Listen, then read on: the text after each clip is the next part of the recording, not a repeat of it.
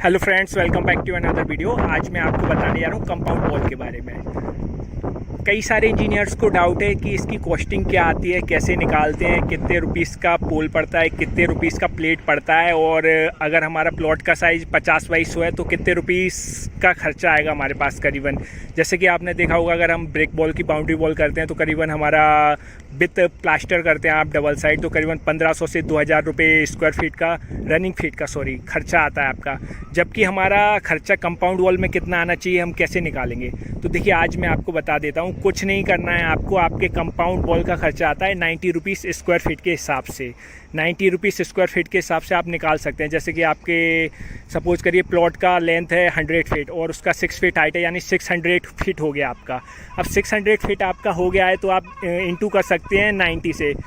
9 6 जा कितना होता है आपको मालूम है? 6 9 जा 54, यानी आपका करीबन 54,000 रुपीज़ का 100 फीट का वॉल कंप्लीट हो जाएगा। आप देख सकते हैं इसका बेनिफिट्स ये है सबसे पहले तो कि आप एक दिन में इसे कंप्लीट कर सकते हैं। जबकि अब अगर आप बात करें ब्रिक वॉल की तो उसमें क्या आपके करीबन मोस्टली 7 to 8 डेज लग जाएंगे। आप क्यूरिंग भी करेंगे, प्लास्टर भी करेंगे, पोल भी खड़े करेंगे, कॉलम भी करेंगे, प्लेंथ बीम भी बनाएंगे आप। तो इसको देखिए, आप एक ही दिन में आप 100 फीट का कंस्ट्रक्शन कंप्लीट कर सकते हैं। क्या प्रोसीजर रहता है इसका मैं आपको बता देता हूँ। देखिए, ये आपका जो वर्टिकल कंपोनेंट है इसे हम बोलते हैं पोल, और जो आपका हॉरिजॉन्टल कंपोनेंट है इसे हम बोलते हैं प्लेट्स।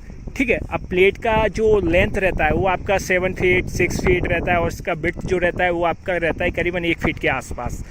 तो आप देखिए, इसका कहने का मतलब ये है कि आप इसका यूज स्टोर बनाने के लिए, रूम बनाने के लिए भी कर सकते हैं। कि अगर आपको सपोज करिए स्टोर रूम बनाना है तो आप इसे 10 फीट तक 14 फीट तक इसका हाइट का वर्टिकल पोल आता है, उसका यूज कर सकते हैं आप।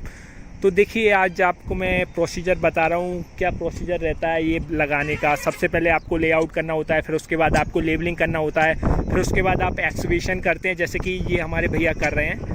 तो देखिए यहाँ पे करीबन हम 2 फीट गहरा गड्ढा करते हैं जिसमें हम अपना पोल इंसर्ट करते हैं। पोल का हाइट जो रहता है वो रहता है 8 फीट का, जिसमें से 2 फीट पोल हम ज़मीन में इंसर्ट करते हैं और 6 फुट पोल आपका ऊपर निकलता है। तो ऊपर जो निकलता है उसमें वो हमारा हो जाता है अपर बाउंड्री लेवल का। ठीक है, जिसमें हम प्लैंक लगा देते हैं। जैसे कि प्लेट का बात करूं मैं आपको तो ये 6 प्लेट हमने लगा दिया 1 1 फीट चौड़ाई का, 7 फीट लंबाई में। देखिए, प्लेट का अगर हम बात करें चौड़ाई का तो इसका आता है प्लेट का चौड़ाई 6 फीट से 7 फीट।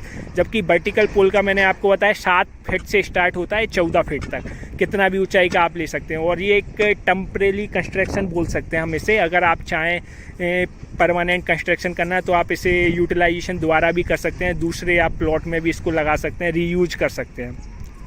अगर आप रीयूज करते हैं इसका तो करीबन 30 रुपीज़ पर स्क्वायर फीट के हिसाब से आपका खर्चा आएगा। और अगर आप सपोज करिए आप कंस्ट्रक्शन कराना चाह रहे हैं इसका तो आपका 80 to 19 रुपीज़ पर स्क्वायर फीट के हिसाब से आप कंस्ट्रक्शन करा सकते हैं इसका। 6 फीट का जो मैं बता रहा हूँ आपको, इसको आप वैसे भी फैला सकते हैं रनिंग फीट के हिसाब से।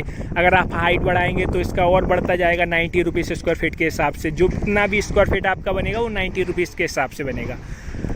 ठीक है दोस्तों, ये हमारा पार्ट 1 हुआ। पार्ट 2 में मैं आपको और डिटेल में बताऊँगा। देखने के लिए धन्यवाद।